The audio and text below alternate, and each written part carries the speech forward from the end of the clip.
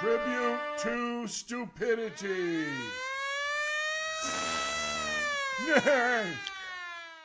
Susan, let me take you back about 30 years.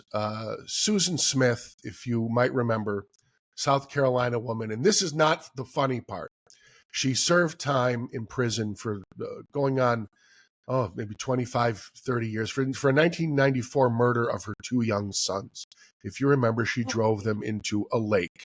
Okay, this is horrible. There's nothing funny about this part. Well, in the comedy that is our lives, her first parole hearing is coming up November 4th. And she spent the past few months convinced that she could be getting out.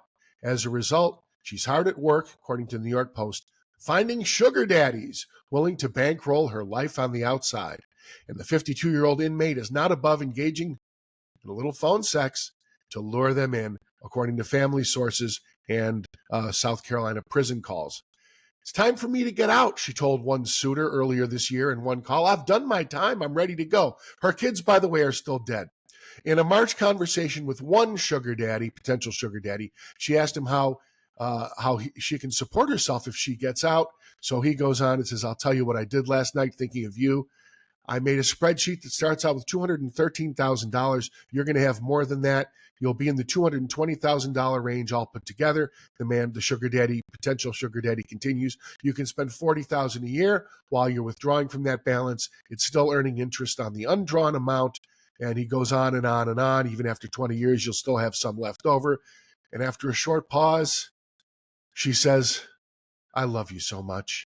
And the potential sugar daddy says, I love you too. And then they make kissy noises to each other. And pray to God this person spends the rest of her life in jail. Susan Smith. So my tribute to Stupidity is the American male. Yes, you. I'm looking at you. The American male. You and that damn penis of yours that does all your thinking. Sugar daddies falling in love with prison chicks. That is my tribute to Stupidity.